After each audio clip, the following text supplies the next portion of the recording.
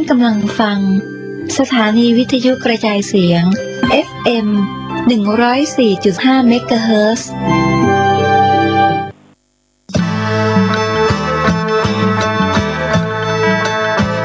ออกพรรษาถวายผ้ากฐินทานสืบสารพุทธประเพณี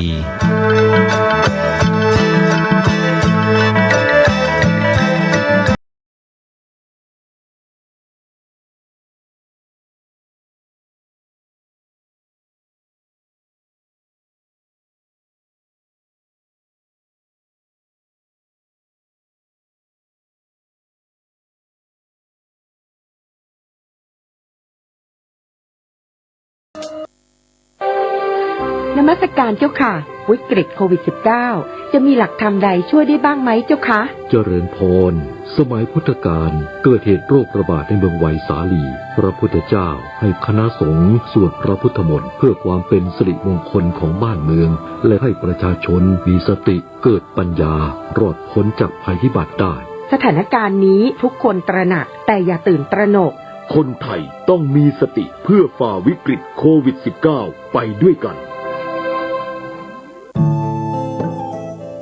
ท่านกำลังติดตามรับฟังสถานีวิทยุกระจายเสียงพระพุทธศาสนาแห่งชาติและสังคมคลื่นเพื่อการศึกษาพระพุทธศาสนาและวัฒนธรรมระบบ FM 104.5 เมกะเฮิรตซ์รายการต่อไปเป็นรายการคดีโลกคดีธรรม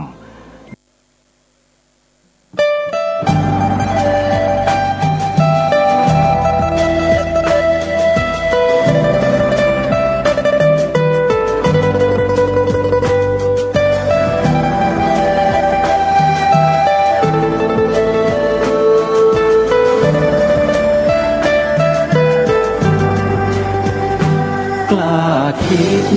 ก็ต้องกล้าทำอย่ากลัวถ้าทำความดี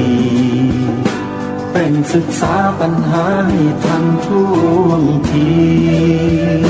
เมืองไทยจะพัฒนากว่านี้รายการดีๆคดีโลกคดีธรรมขอรำพันบรรยายความคิดเครื่องหมายแห่งสีทั้งสามงามถนัดขาวคือบริสุทธิ์สีสวัสดิ์หมายพระไตรรัตน์และธรรมะคุมจิตไทย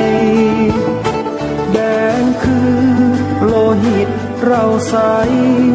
ซึ่งยอมสละได้เพื่อรักษาชาติศาสนาน้ำเงินคือสีโสภาอันจอมประชาถ้าโปรดเป็นของส่วนองค์จักริ้วเข้าเป็นไตรรงค์จึงเป็นสีธงที่รักแห่งเราชาวไทยทหารอวตารนำไปยงยุทธวิชัยวิชิตก็ชูเกียรติสยามประเทศไทยที่เจริญมั่นคงมาได้จนถึงทุกวันนี้มิได้เกิดขึ้นจากความหวาดกลัวอย่างคลาดเขลาแต่บรรพบุรุษไทยของเราทุกยุคทุกสมัยล้วนแต่มีความกล้าหาญและชาญฉลาดปกป้องเอกราชสร้างชาติให้เกิดความมั่นคงโดยมีธงแห่งพระไตรรัตน์เป็นเครื่องนำชัยจึงเป็นที่มาที่ไปของรายการคดีโลกคดีธรรมกล้าคิดก็ต้องกล้าทำอย่ากลัวถ้าทำความดีเป็นศึกษาปัญหาให้ทันท่วงทีเมืองไทยจะพัฒนากว่านี้รายการดีๆคดีโลกคดีธรรมรายการดีๆคดีโลกคดีธรรม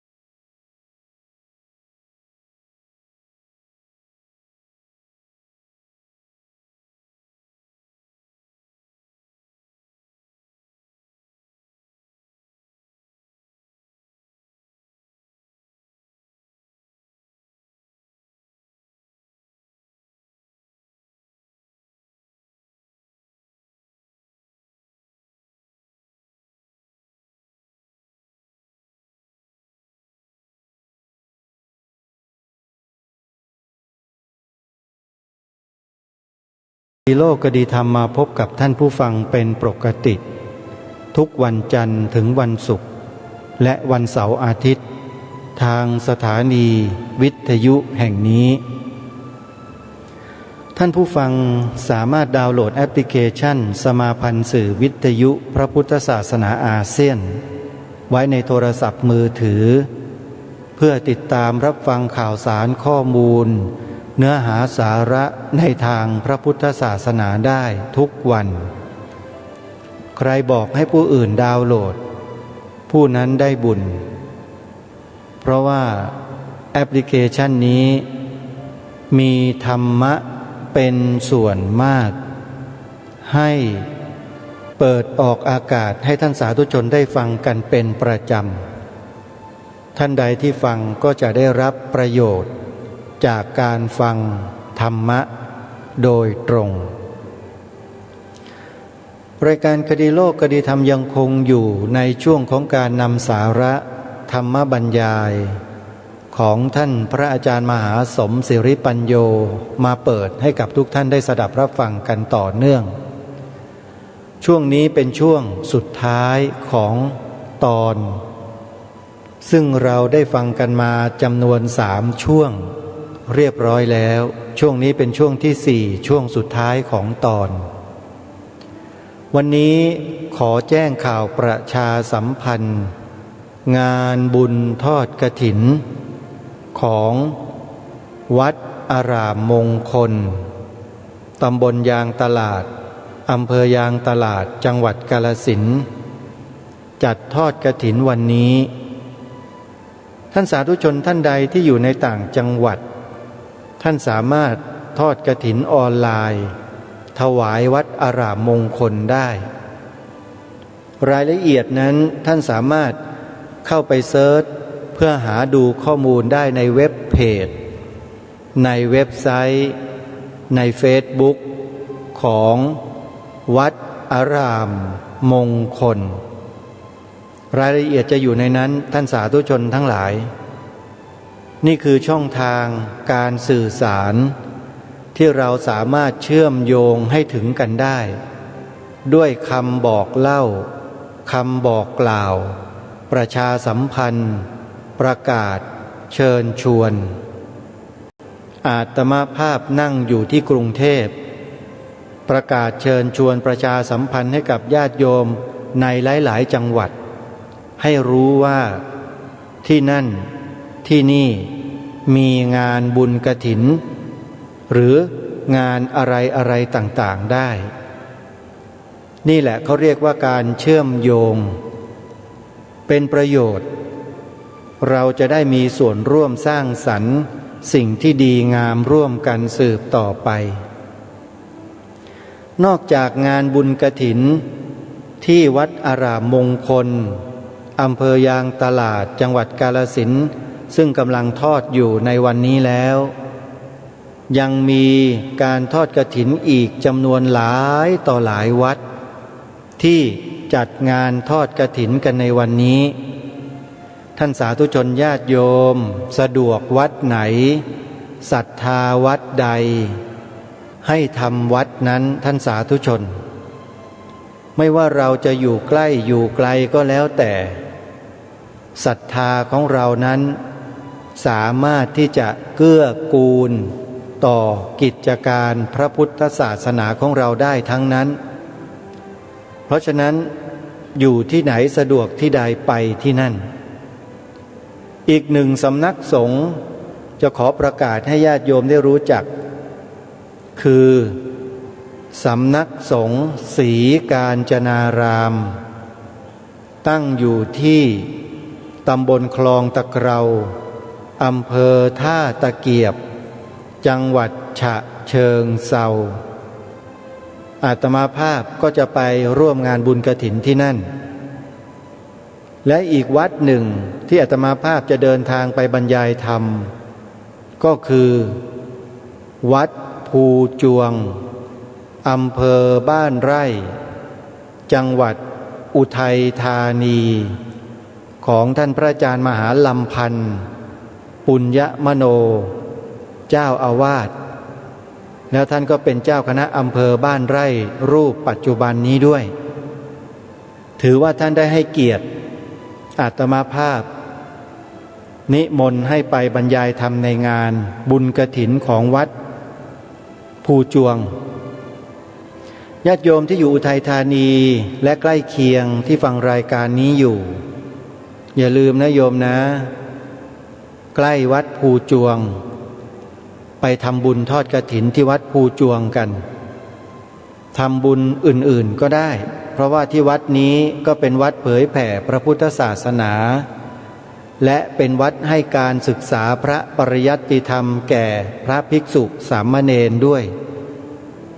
ขอเรียนเชิญทุกท่านร่วมบุญกันและในวันศุกร์ที่19พฤศจิกายนที่จะถึงนี้งานบุญกฐินที่ดีทีวีมีส่วนร่วมไปจัดทอดที่วัดนี้วัดสามชุกตำบลสามชุกอำเภอสามชุกจังหวัดสุพรรณบุรีจัดให้มีการทอดกฐินสามัคคีในวันศุกร์ที่19พฤศจิกายนศกนี้เป็นวันสุดท้ายของฤดูกาลกฐินดีทีวีเชิญชวนญาติโยมศรัทธาสาธุชนได้ร่วมกันทำบุญวัดสามชุกใครเดินทางได้ไปได้ก็เดินทางไปด้วยตนเองได้เลยโยมอยู่แค่สุพรรณบุรีนี่เองเลยศรีประจันไปนิดเดียวก็ถึงอำเภอสามชุกแล้ววัดสามชุกนั้นตั้งอยู่ก่อนถึง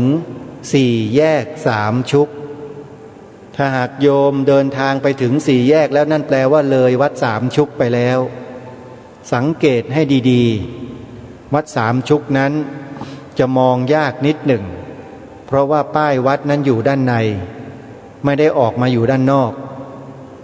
ให้สังเกตนิดหนึ่งนะถ้าใครขับรถไปถึงสี่แยกสามชุกจะเลี้ยวเข้าตลาดสามชุกเนี่ยตลาด100 ปีสามชุกนั่นแปลว่าเลยวัดสามชุกไปแล้วให้ยูเทิร์นกลับแล้วก็เข้าวัดใหม่นะมีรถหลายคันแม้แต่อาตมาภาพเองก็เลยอยู่เป็นประจำเหมือนกันทั้งที่ไปอยู่บ่อยๆเพราะว่าสังเกตยากเนื่องจากว่าทัศนวิสัยบริเวณปากทางเข้าวัดนั้นมีต้นไม้บดบังป้ายอยู่ถ้าขับรถมาเพลินๆก็จะเลินปิ้วไปเลยไปเลย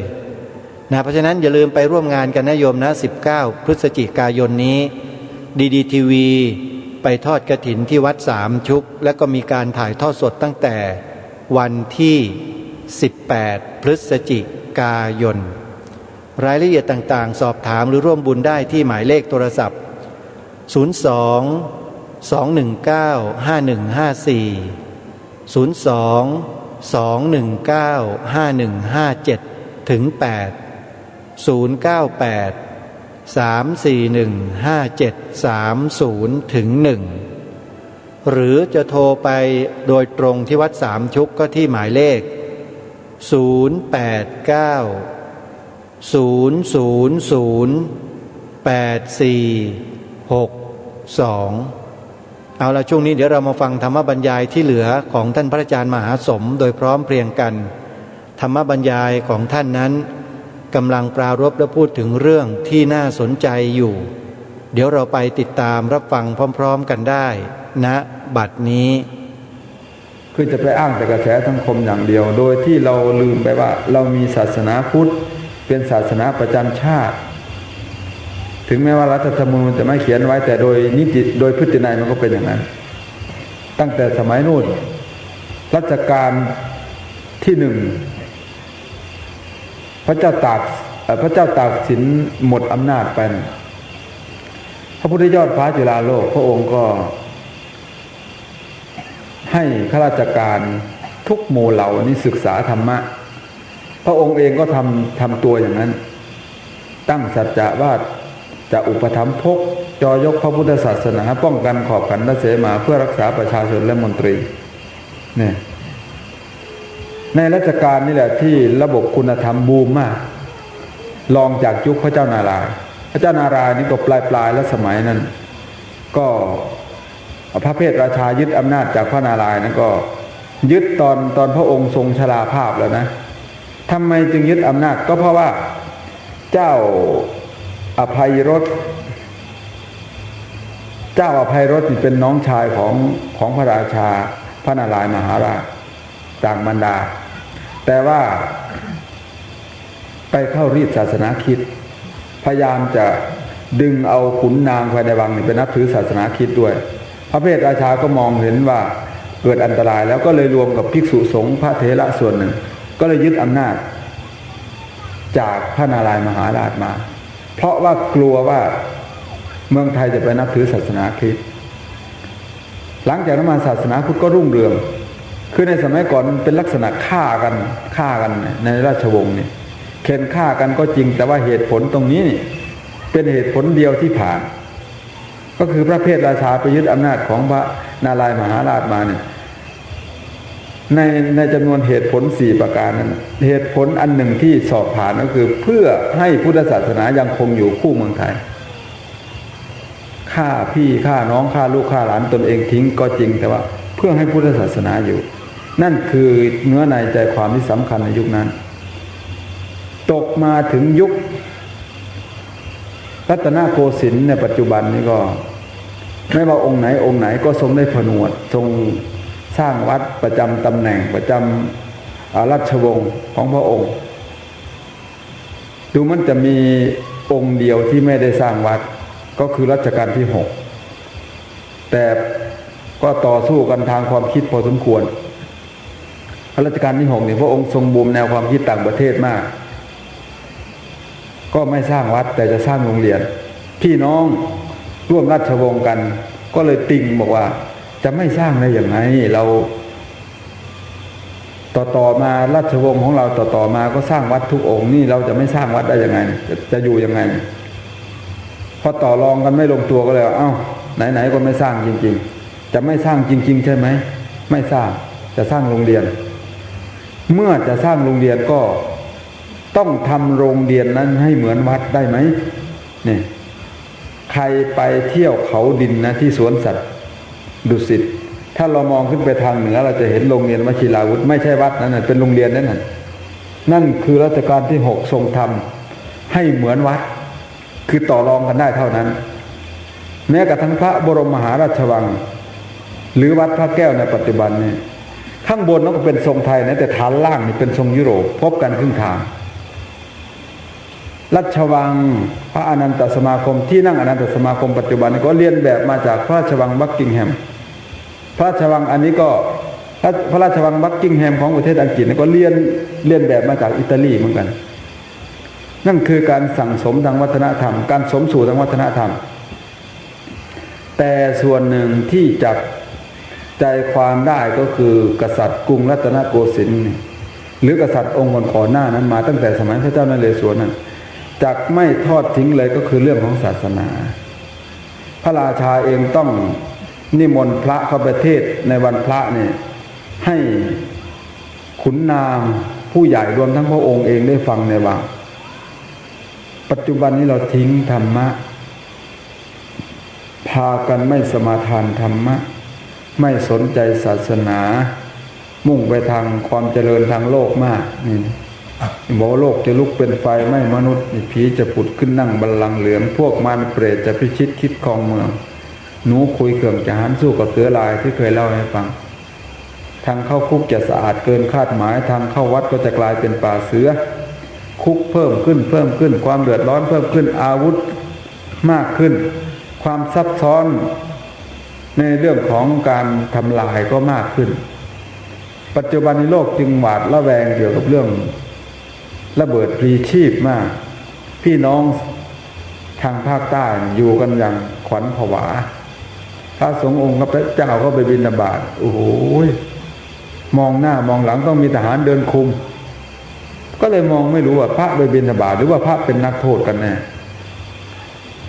ดูไปก็เหมือนกับกลัวพระวิ่งหนีน่ะนะเอาทหารนำคุมปั้นนักโทษเอาโลด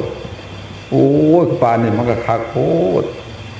อันนี้คือสิ่งที่เราเห็นในปัจจุบันปัญหาเหล่านี้ก็มาจากจุดด้อยที่เราไม่ศึกษาศาสนาเรานั่นเอง อย่างวัฒนธรรมของมุสลิมที่เขาแข็งแกร่งมากนี่วัฒนธรรมแข็งนะฟังให้ถูกนะวัฒนธรรมแข็งแต่ศาสนาอ่อนของเรานี่ศาสนาแข็งแต่วัฒนธรรมอ่อน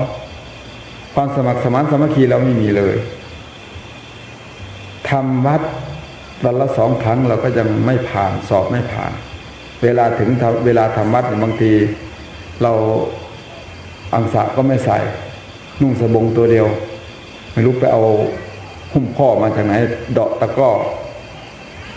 โอ้ยผมถ้าอย่างนี้เราก็มีแต่เสื่อมกับเสื่อมครับไม่มีทางเจริญได้เลยนี่ขนาดเอาพูดในวัดนะนอกวัดออกไปจึงไม่ต้องพูดถึงเลยนอกวัดโยมก็ไม่สนใจอยู่แล้วปัจจุบันนี้ไม่ว่าจะเป็นงานศพก็เอาเหล้ามาแต่งงานก็เอาเหล้ามาขึ้นบ้านใหม่เอาเหล้ามาเลื่อยไม้เอาเหล้ามาทำไมต้องให้เหล้ามายุ่งกับชีวิตทุกขั้นทุกตอนอย่างนี้เหล้ามันเป็นใครมันเป็นพ่อเป็นแม่ของเราหรือเปล่าลักษณะนี้นะเล่าให้ฟังอันนี้ไม่ใช่ว่าโยมแต่ว่าลังเทือเนี่ยมันก็เป็นแต่ว่าแทนที่จะว่างานศพเนี่ยเป็นงานอาวะมงคลกินเหล้ากันเท่าแต่ว่างานแต่งงานเนี่ยเป็นงานมงคลบ่น่าสิมีเหล้าน่าจะคิดแยกออกไปซึ่งวันนี้ออกพรรษาแห่งกินเหล้าม้วนเขาพรรษากินเหล้าม้วนวันสำคัญทางพุทธศาสนาเนี่ยเอาเหล้ามากินสนุกสนานสมัยก่อนเขาไม่ขายเหล้าเลยวันสำคัญนี่ไม่ใช้แรงงานสัตว์ทางพุทธศาสนาเดี๋ยวนี้โอ้ยไม่รู้อะไรเป็นอะไรคืนนี้เป็นคืนทิ้งทวนคืนพรุ่งนี้อาจารย์วิจัยท่านจะมาแสดงธรรมท่านจึงขอเล่าอะไรความจริงให้โยมฟังอเวโลโหมิอย่าได้มีเวรมีภัยต่อกันอย่าได้โกรธเคืองคือเล่าให้ฟังว่าเป็นอย่างนี้จริงๆแล้วนี่พวกเราอ่อนด้อยจริง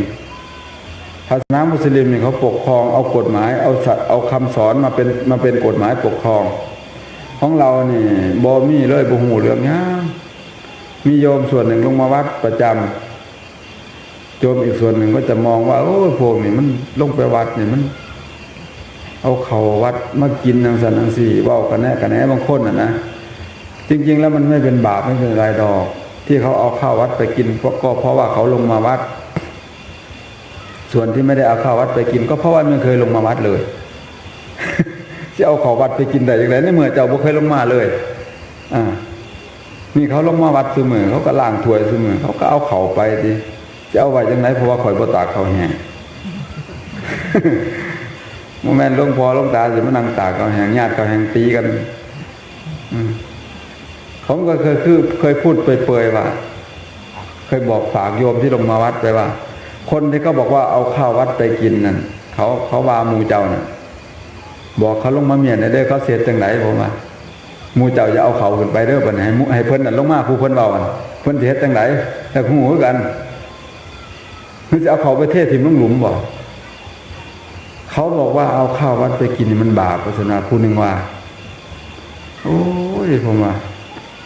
คันแบบนี้แสดงว่าบ่ฮู้เรื่องไม่หยังเลยตรงนี้ก็บอกมาถึงเรื่องอัปโลอีกหน่อยนึงบางว่างนี่คันถวายเป็นสังฆทานนี่ถึงสิอัปโลนะคันบ่อัปโลโยมจะเอาไปกินบ่ได้มันสิไปเกิดเป็นเปรตเป็นว่าโอ้หนักแห้งมืดตึบแห้งเลยเพิ่นนี่คือเอานิทาน2เรื่องมาปนกันไอ้ที่เปรตญาติพระเจ้าพิมพิสารที่ไปเกิดเป็นเปรตนั่นนะมันไม่ได้เกี่ยวกับอัปโลกหรือไม่อัปโลกเพราะไปลักกินของสงฆ์จริง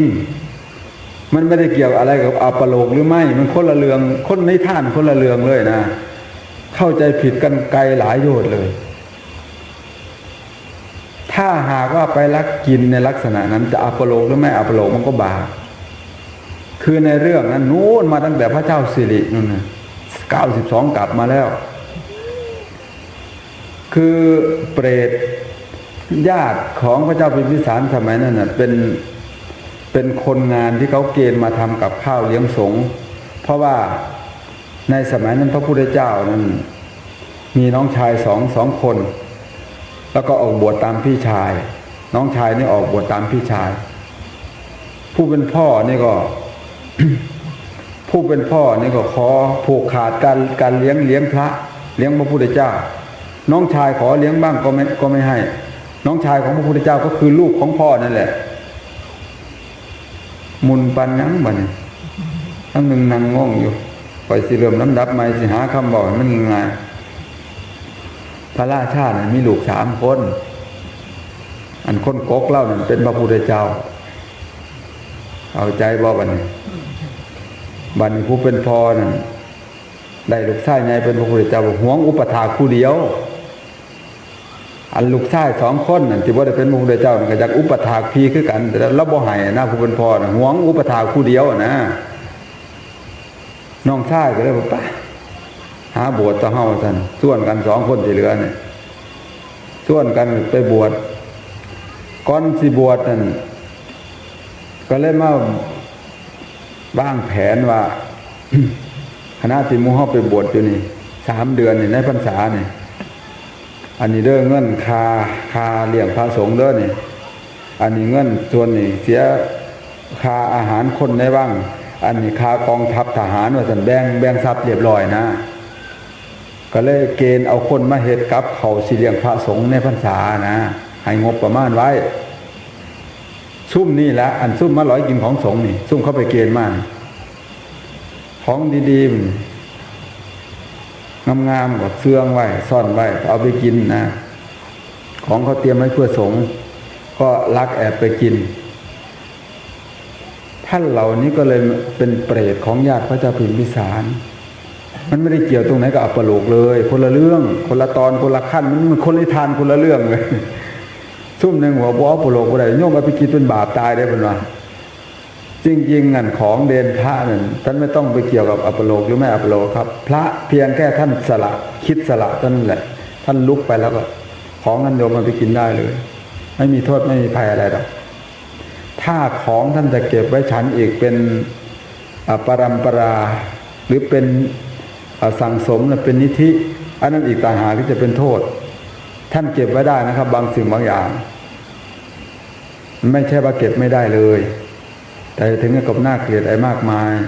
เวลาจะฉันต่อไปโยมก็ต้องประเคนเป็นของที่เก็บค้างคืนไม่ได้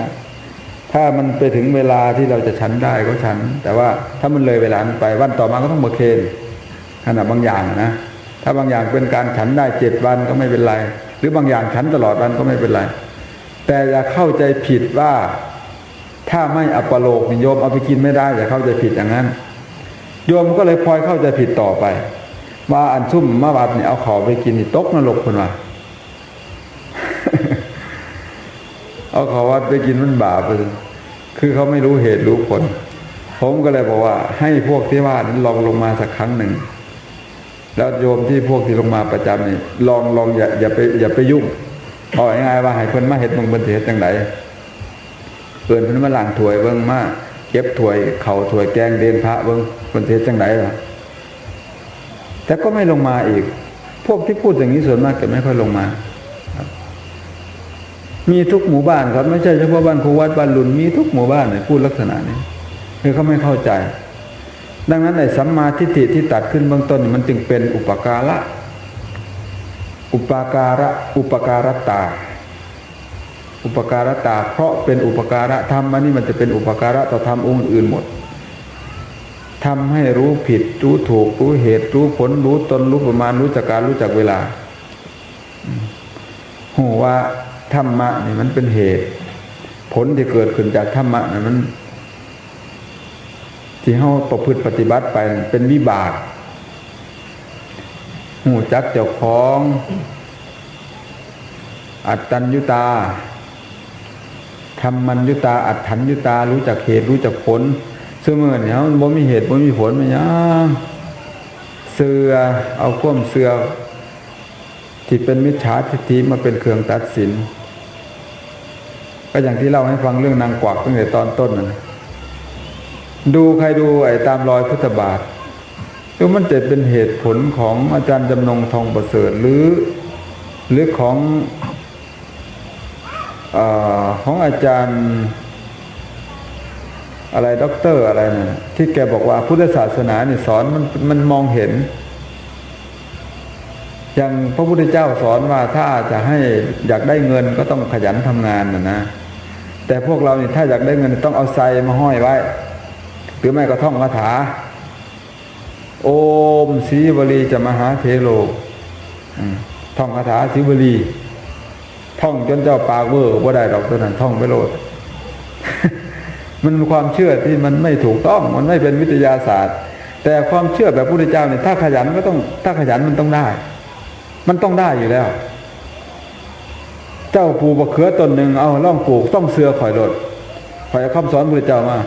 ปลูกบ่ต้องหลายต้นปลูกต้นหนึ่งสิปลูกขายเนี่ยมะเขือต้นนี่สิมีจังหน่วยกับบ่กินล่องเมืองหันมันบ่ได้ต้นนี้ของเห็นนี่แต่ขันเจ้าไปซื้อไส้หน่อยๆมาห่อยไว้ในมือได้เจ้าสิได้มันอธิบายไม่เห็นเหตุไม่เห็นผลมันไม่เป็นเหตุไม่เป็นผลเป็นเรื่องงมงายแต่คันว่าเรื่องแบบพระพุทธเจ้านี่มันเห็นน่ะนะอุทธานสัมปทาที่ท่านสุภาพบรรยายเมื่อเช้าความขยันหมั่นเพียรอุทธานสัมปทาความขยันหมั่นเพียรมันก็เป็นกลางๆนะพูดถึงหลักความเพียรมันเป็นหลักกลางๆคนเล่นไพ่เนี่ยก็มันด้วยกันเล่นเบิดขึ้นมาหอดบ่กินข้าวบ่นอนเขาก็เอิ้นว่าขยันคือกันแต่มันเป็นความเพียรที่เป็นไปเพื่ออกุศลคนเล่นโบกเทื่อ3 มื้อบ่กินข้าวเด้สิลุกไปก็บ่ได้เขาที่เขาเอามาให้ในวงโบกนี่ถ้วยละ100ก็เอา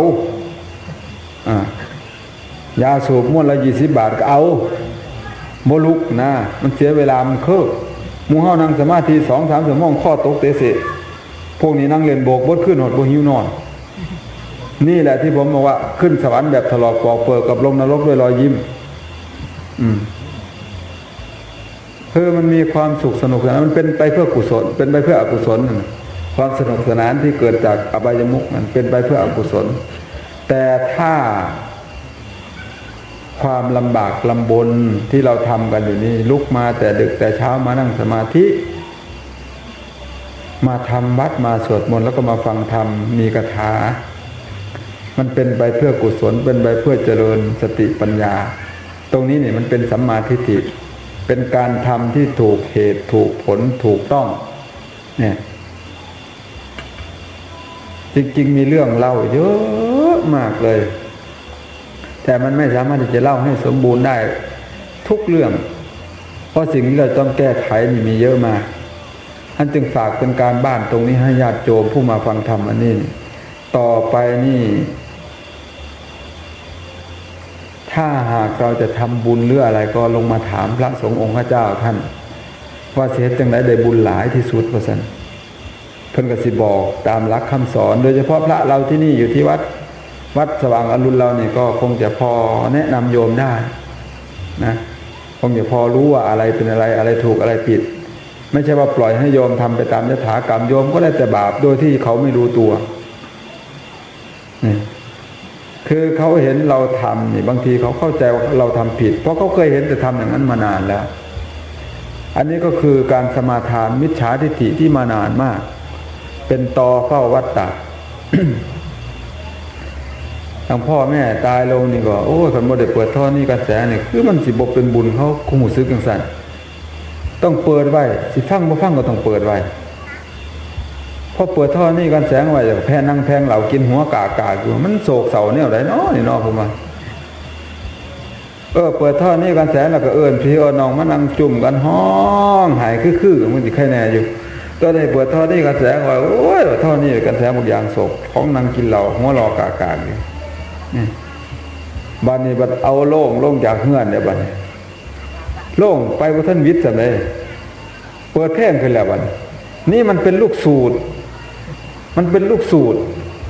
ผมถามว่าสมัยนู้นสมัยเมื่อ700 ปีที่แล้วนี่มันมีเครื่องไฟหรือยังเดี๋ยวนี้มันบ่ทันมีหอดเครื่องไฟสมัยเดี๋ยวนี้สมัยนั้นน่ะผุก็บ่ทันมีประทัดก็บ่ทันมีโยมบ้านเราเนี่ยผมมาอยู่ใหม่ๆโคกวัดเราบ้านรุ่นเรานี่แหละจะเอาศพออกมาป่าให้ผมขึ้นรถไถโอ้ยก็บ่ขึ้นได้รถไถเนี่ยอย่างเจ้าอาวาสถือเตะอยู่เด้เพิ่นว่าบางหมอ ผมก็บ่ว่าคอยก็บ่ได้เอาตีนใส่ยามไปได้ขึ้นน้ำใจซื่อว่าแต่ว่าก็บ่กล้าเว้า บ่ได้เอาตีนสยามไปได้ว่าคือน้ำใจอยู่ผมก็ถามย้อนขึ้นว่าอันรถไถน่ะเฮ็ดมาพศใดแต่กี้นั่นเขามีรถไถอยู่บนไหนเขาคือเผากันได้คือเอากระดูกออกมาได้เดี๋ยวนี้เฮาสิมาจูงพระโยมสิเป็นคนสี่คนจูงคนกล่าวพระสิข้อยกกล่าวขาง่ายลองตามฝนเคยตกกสิกลายเป็นแหล่งของแผ่นดินสิไงไฟสิไหม้ฮอดน้ำอยู่ในห้วยหอมหนองเขียดจะหน้าสิขึ้นห้องหาครูเทิงปลายแสนปลากระแย่งสิขึ้นแปลงห้องหั่งอยู่เทิงปลายคอคนสอพ่อสิได้เป็นหัวหน้าเสนาอำมาตย์พวกนักปราชญ์สิได้ตกตำต่อยหิ้งหอยสิบ่ปานโยมสิเป็นคนสี่คนจูงคนกล่าวก็หมายความว่าเขาจะจูงพระเสพระเฮ็ดน้ำสุยางขึ้นไปทั้งรถนั่นแล้วก็สวดบ่อนวนๆสุดทางแดดเปียงเหงื่อแตกซบก็เหม็นๆเนาเอาบัดนี้มันคักบ่บัดนี้ทำไมจึงทำอย่างนั้นถามว่าทำไมจึงทำมีผู้ใดสิมาตอบตะกี้มันมีรถบ่เขาก็เห็นแต่ก็หามได้ปลากันเอาไม้มาหามธรรมดาเนี่ยชั่วมือเราใช้พระประกบศพตลอดได้ย่านศพแลนหนีโมโหเรื่องยังจักเม็ดอันโยมเนี่ยคือจะมาจูงพระนะคนไม่รู้จะมาจูงคนรู้นะผมไม่ยอมเด็ดขาดเพราะว่าเราเป็นคนรู้จะต้องจูงโยมอย่าให้โยมมาจูงเรานี่คือปัญหาในปัจจุบันนี่ปัญหาใหญ่หลวงเลยคือพระเรานี่ไม่แนะโยมคือเฮี้ยนหูว่าเขาก็บอกเขาทำทางงุบกีบญาติโยมหูเรื่องสำเร็จนั่นเพราะว่าเราขาดการศึกษาคันโยมหูเรื่องหูท่านญาติเจ้าของบดทางหากินนะบางองค์ก็เลยม่อมเมาไว้ซ้ำย่างใบตาเป็นเสียงหาเด้ได้ใช้สินคือบ่มาล่ะเด้ทำเป็นหูเด้ทำเป็นหูเด้ซองไปซองมาพระท่านมีขันน้ำมนต์บอกเด้ทำทาถามคือทำเป็นหูนะโยมก็ล้างสมองโยมอย่างนี้ทุกวันโยมมันก็ยิ่งหนักไปหน้าแทนที่จะมองขันแนมบ่เห็นทำทีสินังเซ่ทำเป็นโมโหโมชีแทนที่สิเฮ็ดจังซั่นไปถามหาซ้ำโยมเขาก็รู้สึกว่ามันขลังนั่นเขาก็ยิ่งไปหามาสิขาดบ่ได้ซั่นนะบัดนี้แทนที่จะโยมลืมแล้วก็ให้ลืมไปซะให้มันหายไปบ้างโยมลงมาถามหาธงผมจึงไม่มีครับถือขันดอกไม้เพอมาอย่างง้อโยมเมียนต้วงบ่เราเอาไปนะเมียนต้วงนะท่งอันไหนน้อบัดนี้น้ออันไปหอยว่าเจ้าสิหอยเฮ็ดหยังผมก็เลยถามเจ้าสิหอยมันหมายความว่าจังได๋หอยจักเด็กเขาเคยเฮ็ดมาจังซี่เพิ่นว่าโอ้ยนี่จะแม่นบ่ฮู้เลยว่ามันหอยเพื่อแม่นหยังผมก็เลยเว้าคันแม่นบ่มีท่งมันสิเผาบ่ไหม้บ่ศพนี่ผมก็คิดน้ำใจเนาะคันแม่นบ่มีท่งมันเผาบ่ได้คักพุ่นนี่เราไม่รู้ประวัติของท่านปรีดีพนมยงค์เหรอไม่รู้จักประวัติของดร.ป่วยอึ้งภากรเหรอไม่รู้จักประวัติของนายกที่เขาไปตายต่างประเทศเขาขนกระดูกมาเมืองไทยนี่มีพระจูงบ่หรือแม้กระทั่งสมเด็จพระ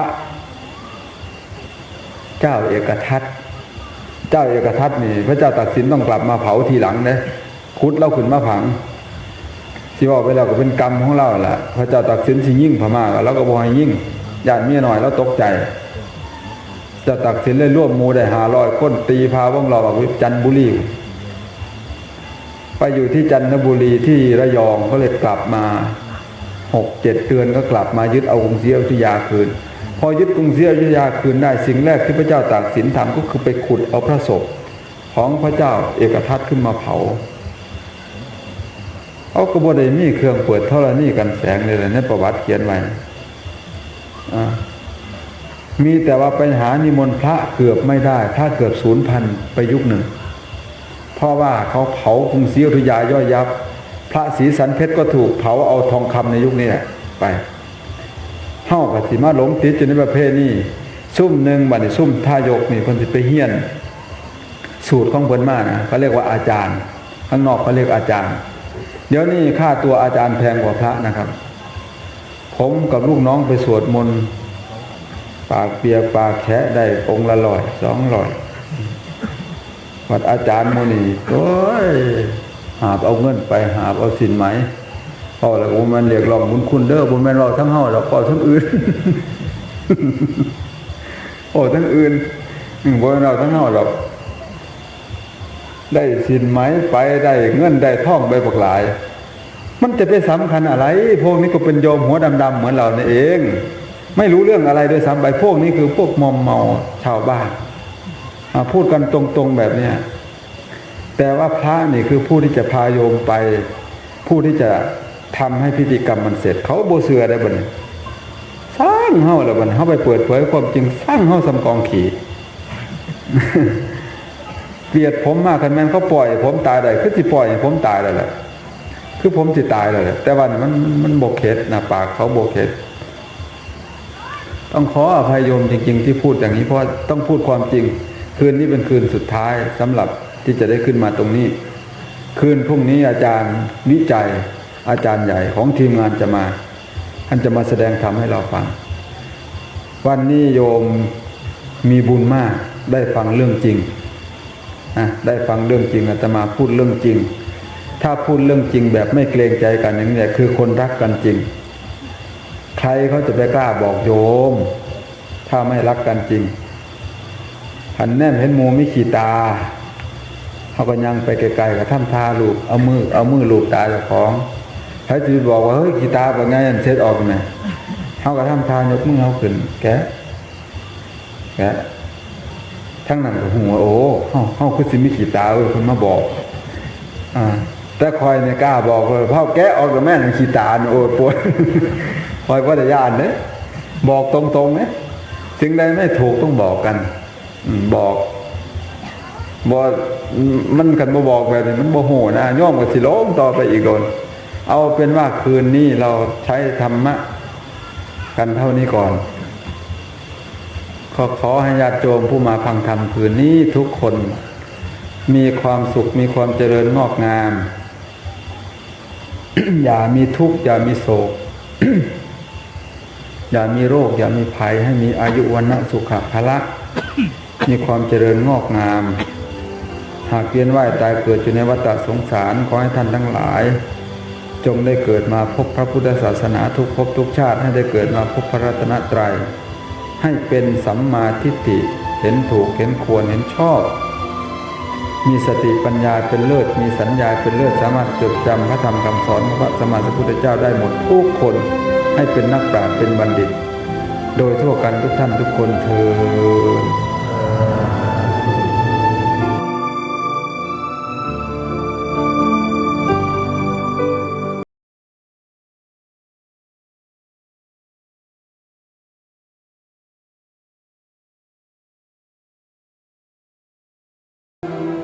เป็นอย่างไรบ้างท่านผู้ฟัง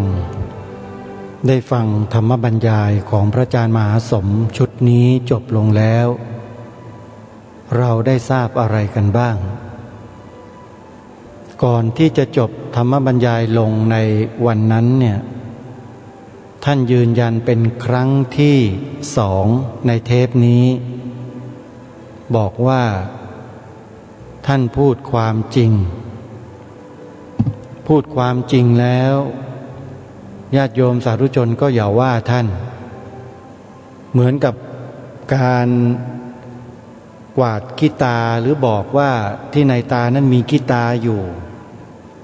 บางคนก็ค่อยๆบอกบางคนก็ค่อยๆใช้ผ้ากระดาษเช็ดให้อะไรให้แต่พระอาจารย์มหาสมนี่ใช้มือลูบให้เลยอันนี้คือข้ออุปมาอุปไมยก็คือการบรรยายธรรมเวลาท่านพูดเนี่ยท่านไม่ได้บอกล่วงหน้าหรอกนะว่าจะพูดเรื่องนั้นเรื่องนี้แต่พอพูดไปเนี่ยมันไปตรงกับเรื่องหลายๆเรื่องที่พวกเราชาวพุทธกำลังทำกันแบบไม่ได้เรื่องก็เลยโดนกันระเนระนาดหมดเลยเพราะฉะนั้นจงช่วยกันทำให้ถูกต้องอย่างงานบุญงานกุศลในวัดวาอารามเนี่ยแทนที่จะให้มันเป็นบุญเป็นกุศลบางคนบางกลุ่มบางเหล่าบางพวก ก็ไปนำเอาอกุศลเข้าวัดเช่นเหล้าเถิดเทิงการเต้นฟ้อนรำในทางที่ไม่ชอบในทางที่ไม่เหมาะไม่ควรแทนที่จะใช้มหรสพที่ส่งเสริมวัฒนธรรมไทยที่ดีงามแต่กลับไม่กลับกลายเป็นการทำลายวัฒนธรรมของชาติบ้านเมืองตัวเองของหมู่คณะของตัวเองก็มีเช่นจัดงานทอดผ้าป่าจัดงานกฐินจัดงานปิดทองฝังลูกนิมิตก็ไปจ้างจำบะมาเต้นโชว์อยู่หน้าเวทีมีดนตรีกล่อมมีนักร้องไม่เข้าท่าอาตมาภาพนี่เห็นมาตั้งแต่เล็กแต่น้อยแต่เด็กมาแล้วยิ่งสมัยนี้ด้วยยิ่งรุนแรงความกลักขระความหยาบโลนของคนยุคนี้ที่ทำกับวัดวากับพระศาสนาเนี่ยมันมากเหลือเกินมันรุนแรงเหลือเกินแม้แต่งานบวชก็เถอะจ้างดนตรีมาเล่นนะดูเอาท่านสาธุชนลองดูเอาเถอะงานบวชนะแต่จัดเลี้ยงกันใหญ่โตมีเหล้ายาปลาปิ้งมีการพนันมีการนำเอาพวกดนตรีอบายมุขมาเล่นเต้นกันอยู่ในวัดอย่างนี้หรือเขาเรียกว่างานบุญใครเป็นคนทำให้เสื่อม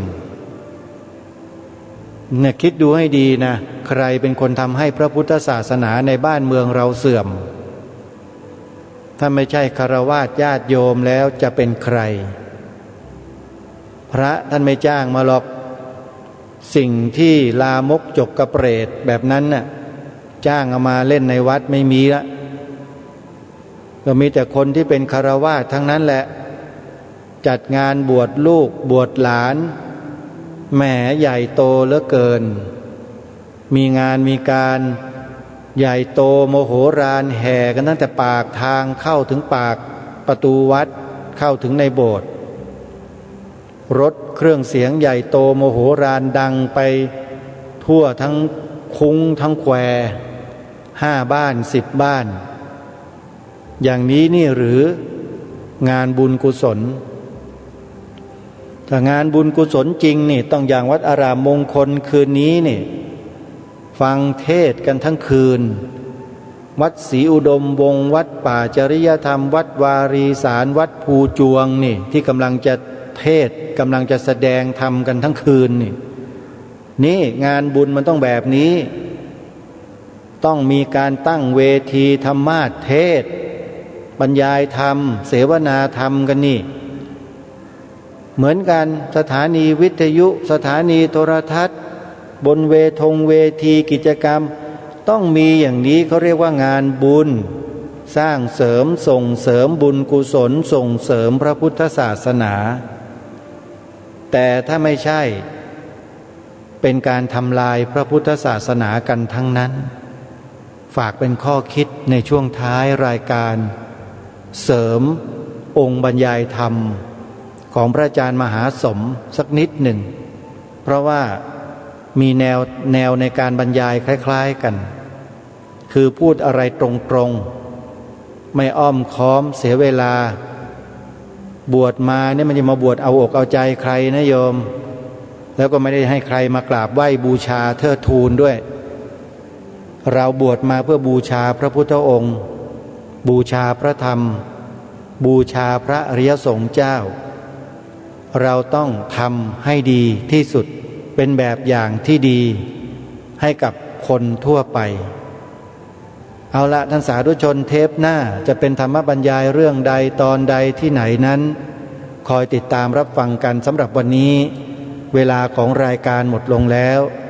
อาตมาภาพต้องขอสมมุติยุติรายการไว้แต่เพียงเท่านี้ไว้พบกันใหม่ในวันต่อไป ขอความสุขสวัสดีในธรรมแห่งองค์สมเด็จพระบรมศาสดาสัมมาสัมพุทธเจ้าจงปรากฏเกิดมีขึ้นในจิตใจของท่านผู้ฟังทุกท่านทุกคนเทินขอเจริญพร กล้าคิดก็ต้องกล้าทำอย่ากลัวถ้าทำความดีเป็นศึกษาปัญหาให้ทันท่วงทีเมืองไทยจะพัฒนากว่านี้รายการดีคดีโลกคดีธรรมขอรำพันบรรยายความคิดเครื่องหมายแห่งสีทั้งสามงามถนัดขาวคือบริสุทธิ์สีสวัสดิ์หมายพระไตรรัตน์และธรรมะคุมจิตไทยแดงคือโลหิตเราใสซึ่งยอมสละได้เพื่อรักษาชาติศาสนาน้ำเงินคือสีโสภาอันจอมประชาถ้าโปรดเป็นของส่วนองค์จักริ้วเข้าเป็นไตรรงค์จึงเป็นสีธงที่รักแห่งเราชาวไทยทหารอวตารนำไปยงยุทธวิชัยวิชิตก็ชูเกียรติสยาม ประเทศไทยที่เจริญมั่นคงมาได้จนถึงทุกวันนี้มิได้เกิดขึ้นจากความหวาดกลัวอย่างคลาดเขลาแต่บรรพบุรุษไทยของเราทุกยุคทุกสมัยล้วนแต่มีความกล้าหาญและชาญฉลาดปกป้องเอกราชสร้างชาติให้เกิดความมั่นคงโดยมีธงแห่งพระไตรรัตน์เป็นเครื่องนำชัยจึงเป็นที่มาที่ไปของรายการคดีโลกคดีธรรมกล้าคิดก็ต้องกล้าทำอย่ากลัวถ้าทำความดีเร่งศึกษาปัญหาให้ทันท่วงทีเมืองไทยจะพัฒนากว่านี้รายการดีคดีโลกคดีธรรมรายการดีคดีโลกคดีธรรม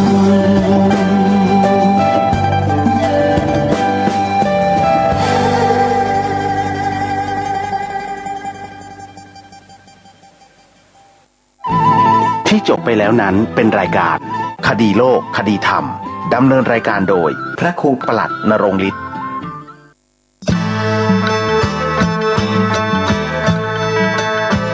ออกพรรษา